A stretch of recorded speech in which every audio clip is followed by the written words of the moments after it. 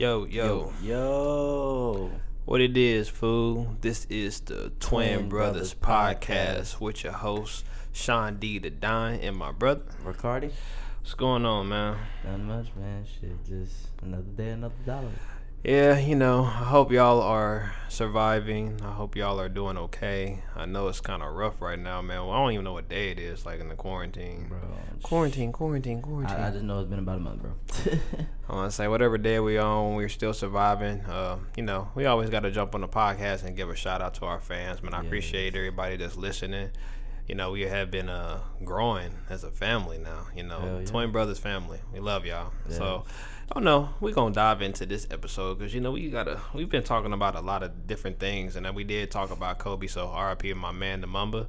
But then we got another legend we got to talk about that I think everybody loves, and I desire him. I appreciate him. My man Nip.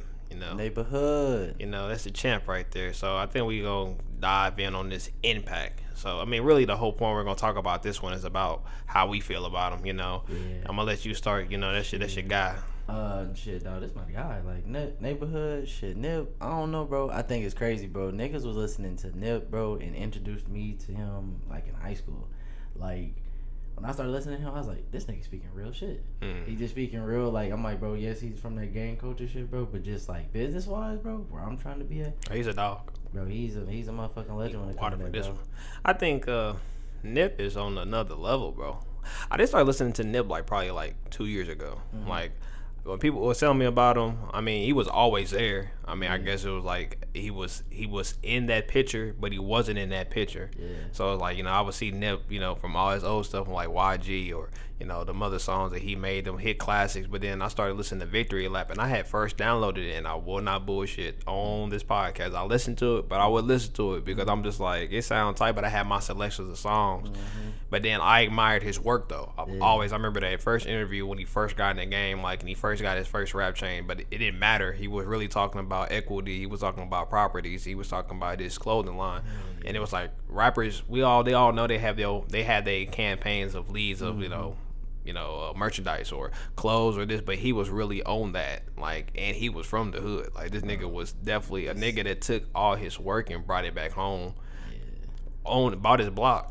Yeah, bro. Come on, who does that? It's crazy, bro. When bro, I was excited when Victory Lap was coming, bro. It just was so long. I was like, bro, this shit gonna be hard, bro. I was like, this gonna be one of his best like album songs. Bro, listen to the first track, bro. I remember when Victory Lap came on, bro. I had to hit the put back. I had to play it back, bro. That shit was so hard, bro. I think his melodies on them songs, bro, them motherfuckers, you can't really get them from nowhere else with this new age shit, bro. Cause all his melodies was just the piano, and then you got a trumpet that'll come in, bro.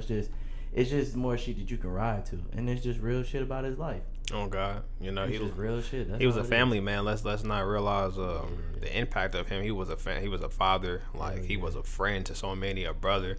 I kind of loved the relationship that him and his brother had just on what they were doing. But the biggest thing is I let that man close. I wanted to go to LA and really work and see all that. It kind of sucks now, after we lost him, and especially lost him in I think when who was it? Duke. They were playing, and I was watching the game, and then as soon as they lost, cause then they lose to Michigan State. Was it Michigan State? Lost some fuck shit. It was a last minute play. I seen that. I was pissed. I said, dang, Zion out. And then as soon as I looked at Twitter, they said Nip got shot, and I'm just like. That's just the worst day ever. This can't get no worse than it was. But I'm like, it was hurtful. I think it's just with the legends, bro. I think it's just crazy because it's I think it's crazy, bro. What Nip had for us is just people and his black people, bro. I think it's just he had more to give, bro. Yeah. And it's and it's sad, bro, because it's damn, bro. Bro, that shit that shit that Nick Cannon's taking off now with the Dr. Sebi documentary, bro. I feel to me, bro, if Nip was still here, bro, I feel to me, bro, there would be a lot more shit that'll come to more of the surface. Oh yeah, for sure. Bro, it's cause bro, it's bro, niggas was bro, when he was he been had interviews where he was talking about this, bro, and before he died, niggas was oh, we need to protect Nick Cannon and all. I was bro. This been going on. What you mean? His grandson literally has an Instagram page that I follow that he talks about all this shit. So it's I guess it's more weird If you look at it from that point, you got the grandson that naturally talks about this. That probably won't be, because they already off my God. The main person that said he cured all these things, and then they're like, well, you know, they know how the government is. And really, the overall is like, we know he was so educated, and he was trying to educate us, and he was trying to like keep us really alive about the things that. Cause like even I'm about to go back to a couple of his old, you know, interviews and just really sit down. But like the ones that on Twitter that pop up, I would love them, because it's like he really saying here speaking facts. Like he ain't telling us about what's going on like right now. He's telling us what needs to be going on. And it's like the man, like I said, brought it back home. He took the kids, helping the kids. That's the one thing. Like when somebody passed, they always try to show them pictures, like the pictures that mean something, but nobody pay no mind to. The pictures of him having a court, you know, for the kids, that a block where he know there was nothing but violence all up and down, and made sure that kids now can go back and enjoy these things, even though they probably was back then. But you knew you couldn't be out there for no more than 30 minutes to an hour. Maybe he gave it to a point where they can, hey, go out there and have fun. You ain't gotta worry about nothing. Like you giving people jobs, you giving people jobs that they need, that they know that they couldn't get. You know what I'm saying? He making sure people eat. And so, like I said, a family person, and we took one of the realest niggas away. Boy, like, man, it hurt, bro. It still hurt to this day. It's like, it does. Damn, bro. It's like, bro. It was just a year. We just went past a year. And it's like, I don't know, bro. It's just like, bro, I just wanted to listen to more of what my nigga had to say, bro. I think it's just because Nip was touching people, bro. It's like, bro, we got as many icons as we do, bro, but I think Nip was the nigga that touched home more than any nigga that we've ever had. True. Like, everybody really, like, we look up to a lot of, like, entertainers, from rappers to movie guys or whatever, from athletes, bro. But that nigga Nip, bro, I think it's because when you a young black man, bro, and he talked about ownership, bro. Yeah. And I think that's the biggest thing for us as black people is ownership, bro. Like, when you can own some shit, bro, and be like, hey, that's mine, and I really, like, that's things that I own and I work for. That's all he talked about, bro. I own it, I live it. Yeah, bro. I mean, he was speaking that, and he really be, and that's why I say I appreciate him a lot, because I think at the time when I was writing my hits, you know, I was told I had an assignment to listen to nothing but Nipsey for like a whole month. He said, I don't care what it is. I had to go through all his old tapes, and I'm like, this nigga really was talking like real bars, like telling stories and like from, you know, the mailbox. I know Crenshaw was it too. I say all of them. Like, to be honest with you, the ones that's on my Apple Music at the time that I listened to. But I know, like, even with the features he got, like Ricky Lap is still Blue Laces too. Like, it's just that beat, and it's like you can really sit here and like that's some really Cali ride and laid back, like just. He would have been perfect to listen to last night when we had that. You see, it was a pink moon. We had a pink moon last night. Oh, I didn't know that. Yeah, it was. I didn't see it. I was looking at the pictures on for Period Right Post, and I said, "Damn, we really got a pink moon." I'm like, and that means something. So I gotta do I want to know what that means, because they say every moon has a different meaning, depending on colors. So I'm like, I know when we had the red moon, you know, the foods was out, the freaks was out at night. But like I know that pink one, it looked beautiful. But you know, man, like I said, we know that like Nipsey is somebody that everybody needs to listen to. Like. Yeah, bro, it's just crazy, bro. I think it's just because when he talked about that in his song, damn, I can't remember. He was like vertical integration, y'all niggas. I can't remember, but it's just like how like he talked about how Disney, bro. Like when you go to Disney World, like Disney World, like literally has like everything, products of everything, from shirts, hats, all that shit. And it was like, that's the thing, he was the model that he kind of was basing his shit off of. And I think when he sold Crenshaw for like $100, I think that's what it is as a businessman. Like, you make conscious, but what I want to say, but you push the limit, because it's like, what else you got to lose? You didn't got to this point. What's the whole point of not pushing the gas? I'm like, shit, you didn't got this far. I'm like, shit, let's keep going. I'm like, shit, at this point, dog, I think it's just inspirational just to know that, like, he was here and we had a legend like that. I'm like, I think it's just now that I'm glad that Nick Cannon is doing what he's doing with that documentary, so we can be more informed about what's going on with all that. Because I feel like, to me, when that drops. When it drop? shit when they're, I don't know. But I just know what's coming. They just put a trailer. I seen that little trailer. Yeah. Okay. So I'm like, to me, I know it's probably gonna be sometime before this year's over. I would hope so. I mean, it definitely needs to come out. We need to be something else to be involved. We got the not to get off task of what we're talking about, but we got a lot of documentaries coming out that's really, really gonna be good, especially that MJ. But I know with the Nipsey, like, it's annoying because when he talked about it, that's when there was a warning in my head. I'm like, yeah, we about to have an issue. And I mean, whatever the situation or how it looking, how it happened, it just kind of sucks the fact that we knew that he was talking about these things and trying to educate us, and then somebody from probably your own hood come out here and want to be a hoe and just take him out, and it's like in front of your own shit, like somewhere where you have been.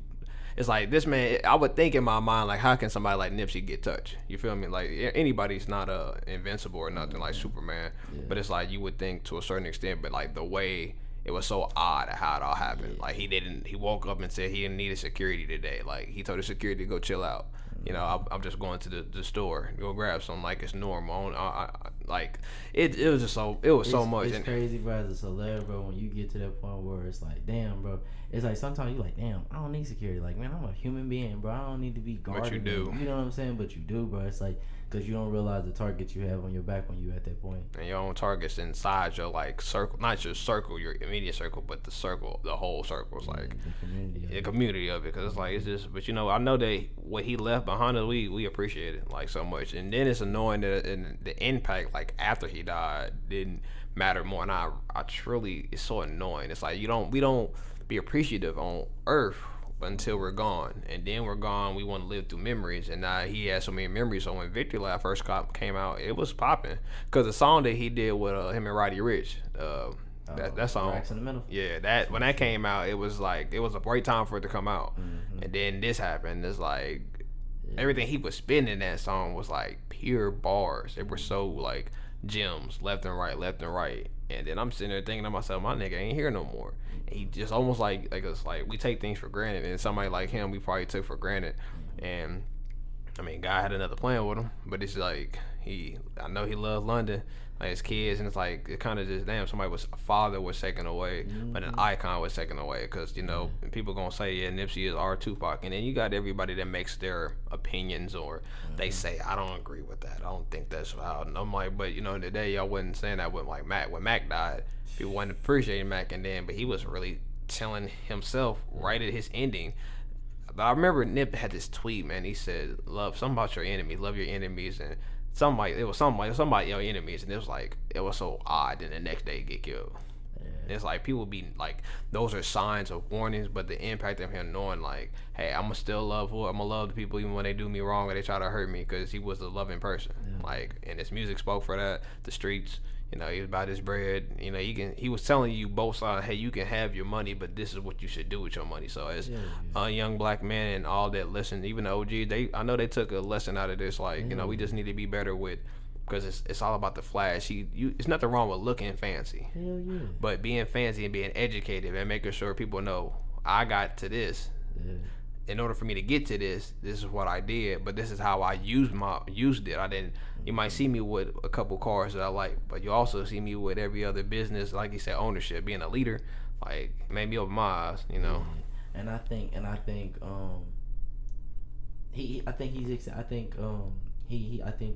Nip was talking about when it came to like being successful, I think it's just like shit. When he was like, I don't go to work, I don't sell drugs. He said, I just make music. I love what I do. And I think it's just when you just find what you love to do and you just push that shit, bro, like, life will make a lot more sense to where you need to be and where you finna take your shit. Yeah, he definitely gave me a light on my music. Like, my next project I'm about to release, he really helped me, because I really didn't know. Like, some of them songs, it's weird when you sit on a song and you can't get the words, and every artist knows it don't take. Some days it take a day, some days it take a month. Hell, it might take a year.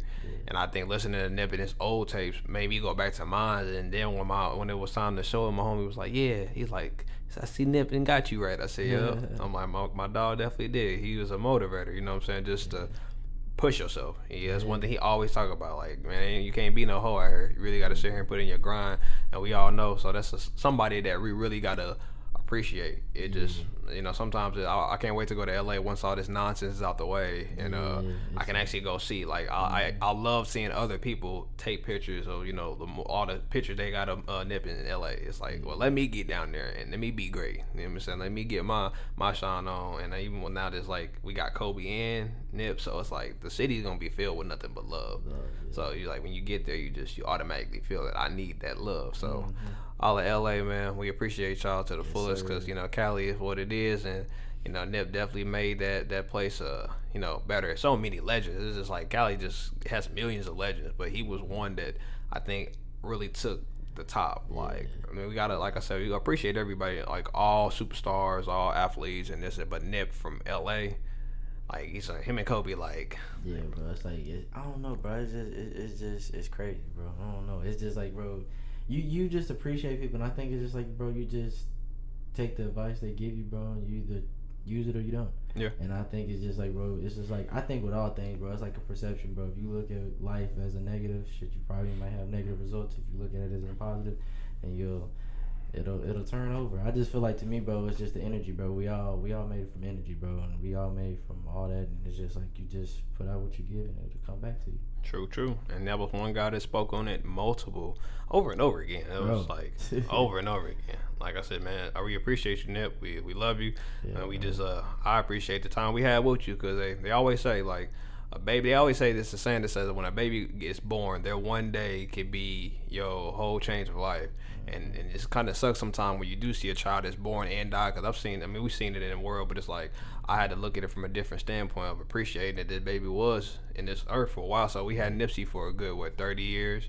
That's enough that he done way more, and then have the people that's still on this earth now. So you know, we must take that type of motivation that he given us and everything that he has left for us, and really like run with it, and like, you know, the sky's the limit. And you know, I always say, man, the marathon continues. Yes, sir. That's real shit. But you know, y'all, we about to wrap up this episode, man. I'm glad that y'all tapping in with us. I appreciate y'all for listening. So you know, we love y'all. Well, I do. I gotta ask about him. Yeah, shit, man. Shit, I love my fans. Shit, they know. shit. I go get them motherfuckers a hug. Shit, you want a hug? Nah, we can't hug nobody right now. Oh, no, yeah, I forgot the corona, bro. I be forgetting, bro. I be ready to go back to regular life, You bro. be like, hug, no hug. I be ready to go back to regular life, bro. This corona shit fucking shit up, bro. It's giving us time to be motivated. So, you know, we just, every bad situation always comes out good. So this one we will pass. So, but this is the Twin Brothers Podcast, and we'll catch you on the next round, man. Peace.